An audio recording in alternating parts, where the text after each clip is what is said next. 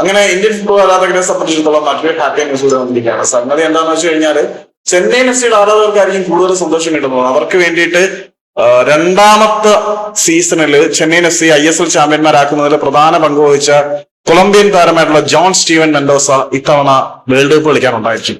World cup കളിക്കാനുണ്ടായിരിക്കും എന്ന് പറഞ്ഞു കഴിഞ്ഞാൽ കൊളംബിയയുടെ പൈലറ്റ് സ്ക്വാഡിൽ പുള്ളി ഉൾപ്പെട്ടിട്ടുണ്ട്. ജോൺ സ്റ്റീവൻ മെൻഡോസ ആദ്യ സീസണിൽ തന്നെ പുള്ളി ഇന്ത്യൻ സൂപ്പർ ലീഗ് കളിക്കാൻ വന്നിട്ടുണ്ടായിരുന്നു. പക്ഷെ ആദ്യ സീസണിൽ പുള്ളിക്ക് കാര്യമായിട്ടുള്ള അവസരങ്ങളും കാര്യങ്ങളും ഒന്നും കിട്ടിയില്ല.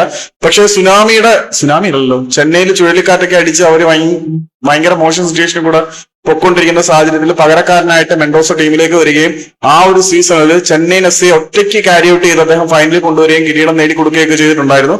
അങ്ങനെ അത്യാവശ്യം പ്രശ്നങ്ങളും കാര്യങ്ങളൊക്കെ ഉണ്ടായി.